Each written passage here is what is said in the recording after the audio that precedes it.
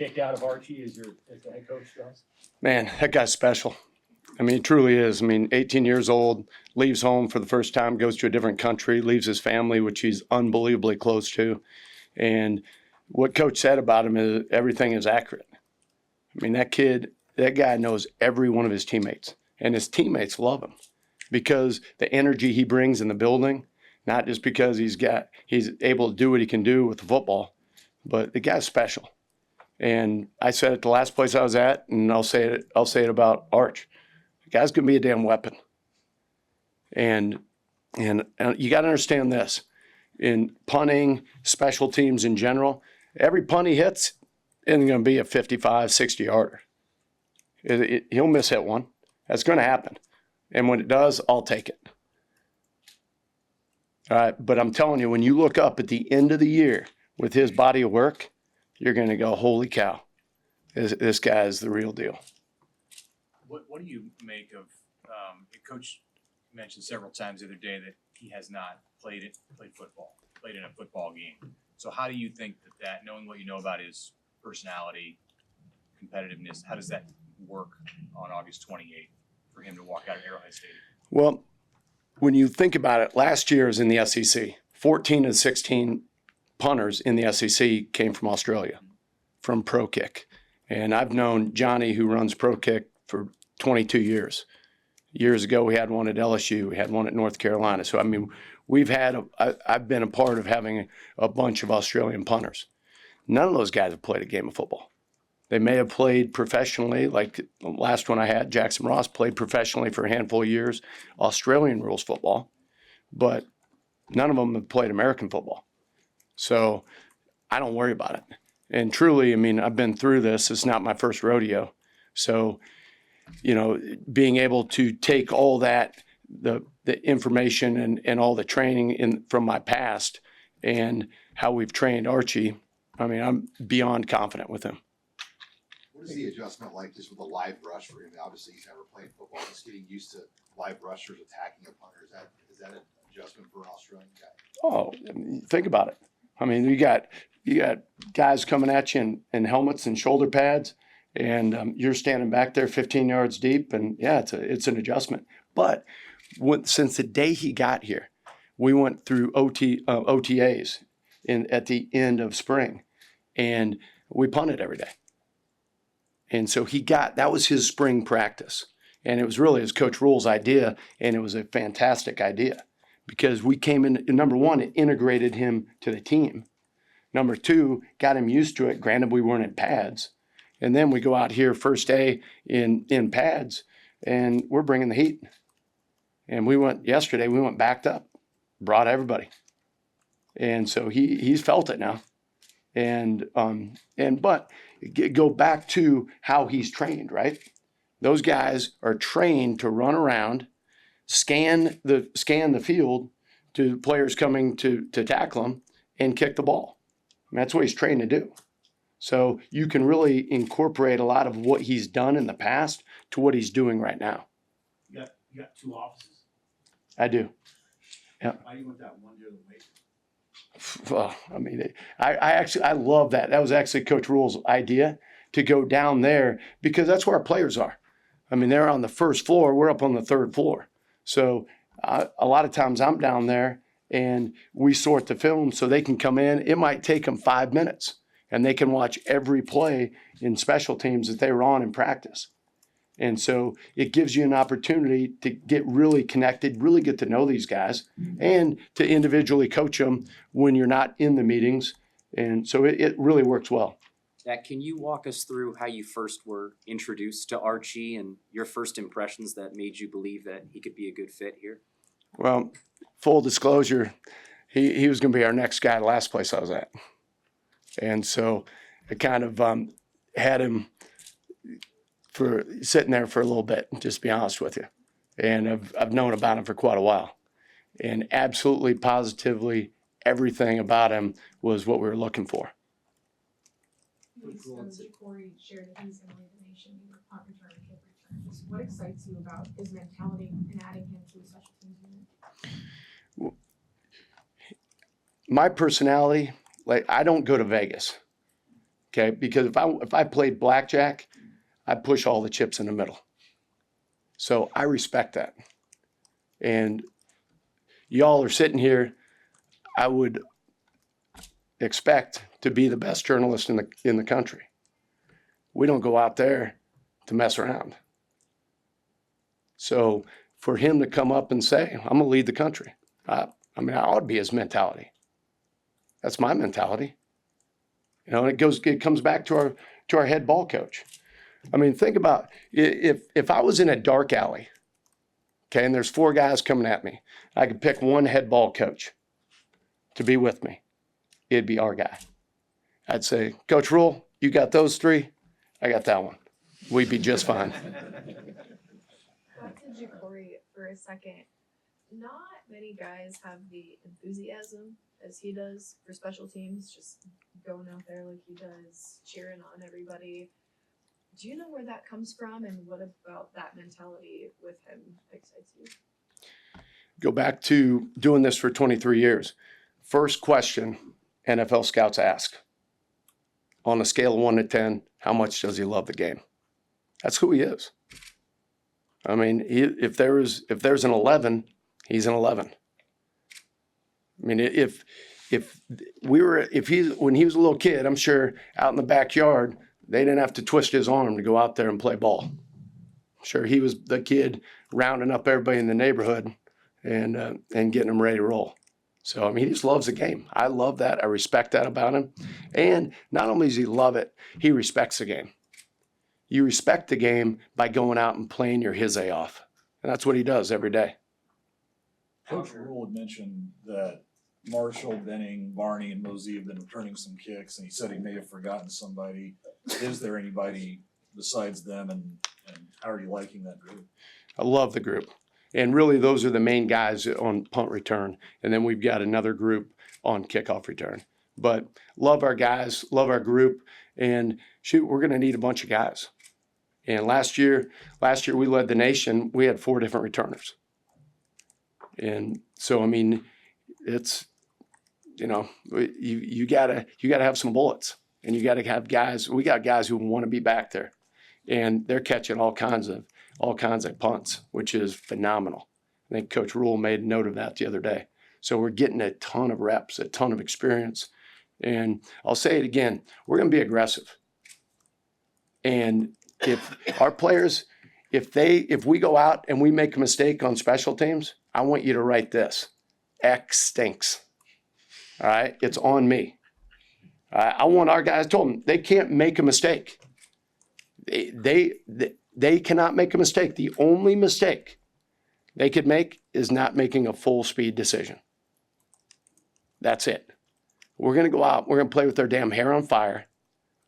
And at the end of the year, when we look up, we're not going to go game by game. Some games, you got an opportunity on special teams to make a huge impact. But I know this from doing this a long time. If you try and force things on special teams, that's when you get in trouble. So you might go out there and we might return a couple punts for a touchdown. And then next game, they might kick everyone out of bounds. Don't get an opportunity. Don't get a pitch to hit, right? Same thing, but it's about executing every time you're on the field. That's why we start every meeting and break every meeting down with 1 shot, 1 kill. You got 1 play. This is not offense. You don't have 3. You're not guaranteed 3 unless you give the ball away or score, right? It's not defense, same as. You got 1 shot to go out there. You got 1 shot to kick a field goal. And there's 33, 33, 34. That's what we preach. 33% is on the snap, 33% is on the hold, 34% is on the kick. You can't really get to the 34 if the other 66 is not in line, right? So everybody's got a job to do. And if that job is not done well, I won't point a finger, I'll point a thumb. And that's the way we're going to do it. So again, at the end of the year, when we look up, we're all going to be smiling. But we're not going to ride a damn wave around here. And there's no curse. Only curse I know is we freaking making game-winning field goals where I've been. And our guys are confident. Our guys are going to play their tails off. And like I said, they got a free pass, man. And can you size up that kicker battle right now with Cunanan and Hall and the guys you have there? Yeah, we're gonna. I won't get into where everybody's at, other than I'll just say this: at the end of next week, we'll name a guy, you know, and we'll roll. And we got a close battle right now. They've all done some nice things, and again, we're gonna need all three of them. So it's not you know where you start, it's where you finish, right? Ek, how have you tried to communicate that mentality that you just talked about when maybe special teams has not had the most success here lately? I don't use that word. Try. WTH? I thought Archie told you that. Wishing, trying, and hoping, right? We don't use those words. What we do, right? We're grown men. What we do, right, is we work every single day. And when you work and you put it on film and players see that what you're doing works, you gain confidence. You gain confidence by going out there and having success. And that's what we're going to do. How would you evaluate this snapping right now? Just evaluating the snapping situation. We're not exactly where we want to be right now, but we don't need to be. I mean, the objective is we're chasing perfection, right? It's a never-ending race. You're always chasing it. And so we've got room for improvement, and we're going to improve. But I like what both our guys are doing, and then Wacker's working as a third and doing a nice job. In your experience, what makes a good return man? Well, to me, it's a little bit different. You have your punt returners and your kickoff returners. And I've always said this. I mean, it was an old saying that I heard years ago. You know, a punt returner is truly like a fart in a skillet. I mean, that guy's just, he's gone, you know. He's one cut, make you miss. Think about this. You're back there returning a punt, right? There's 22 players on the field, right? 21 of them are running at you. Your own guys and 21 are running at you. And so there's different levels, and there's different, you know, they're spread out, there's levels, and you want to make sure that you understand the leverage of the return. But I tell our guys, you're like Picasso. I'm not back there. You got to paint the picture. It may be designed to go inside, and by nature of what happened during the play, you can take that thing to field and go score. Go do it.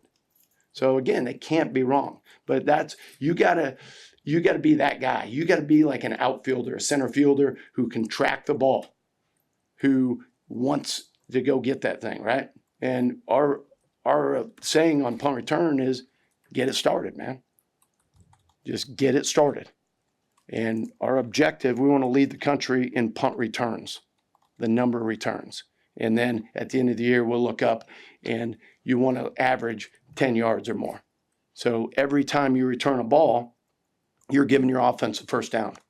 So instead of starting on the 30, you're on the 40, 40, you're on the 50, right? And that's what we were able to do last place I was at. And it won a bunch of games for us. Hey, Mike, have you seen? Going on, but kickoff return is a different deal. Kickoff return, it goes back to Days of Thunder, where he's going around the corner and there's the wreck in front of him and all he sees is smoke. Remember that scene? And, his pit man saying, drop the hammer. You got to be able to run through the smoke. You got to drop the hammer and run through the damn smoke on kickoff return. So it takes a little bit different guy there. Hey, Mike, have you seen a progression among the specialists in the special teams coverage and return units to take on the intensity and mentality that you bring to special teams through this since you got here in February up until now?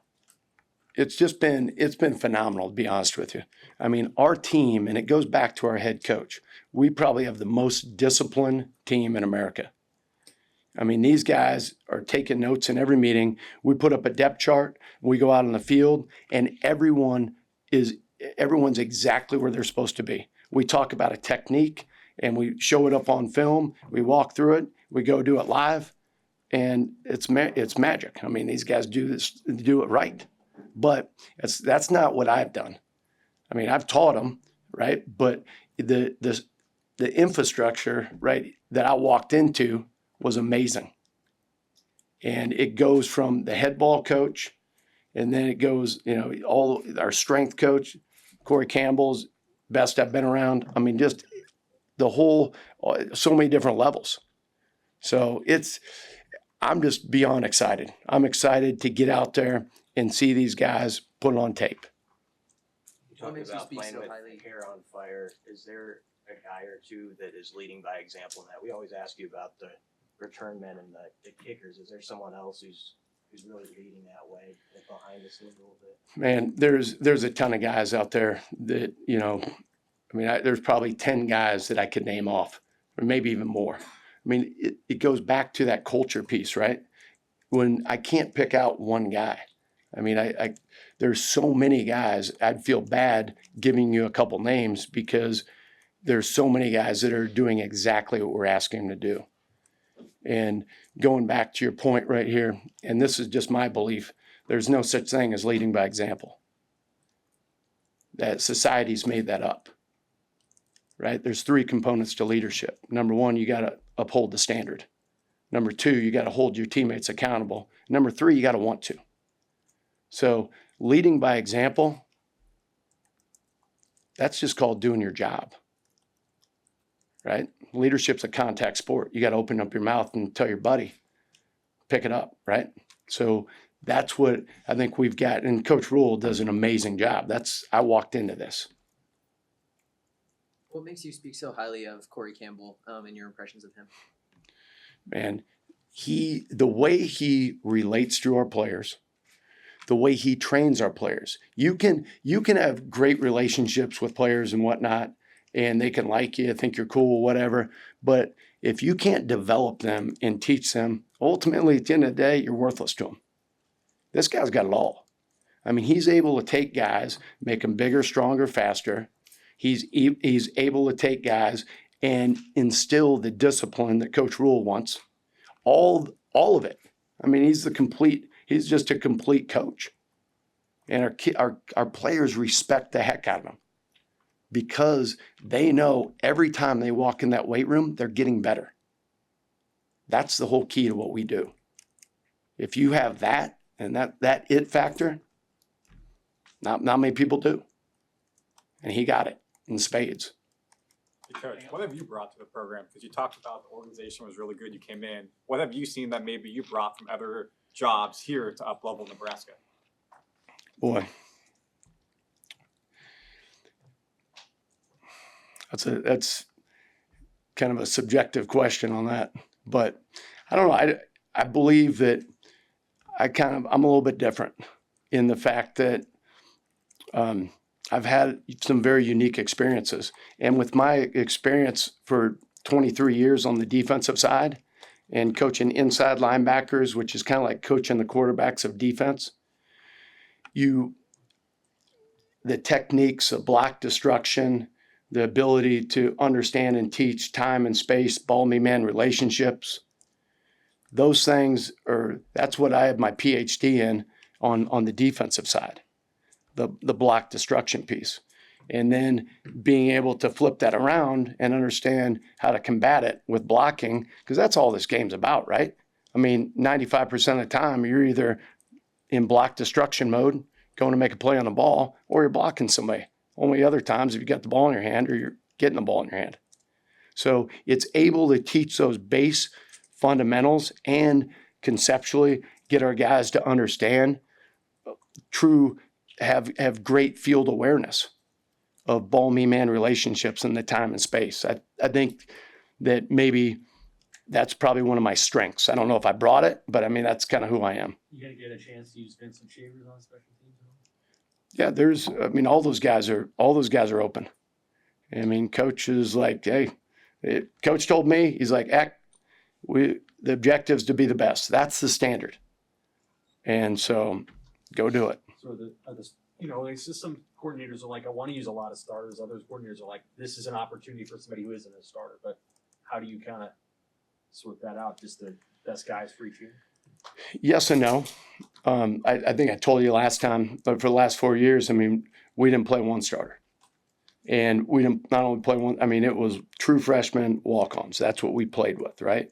Here, and I think there's a great balance. I mean, if you have a star receiver, for example, and he's maybe right just a little bit better than a guy, you know, on punt return coming off the edge or doing a certain job or kickoff return, I would prefer to play the younger guy.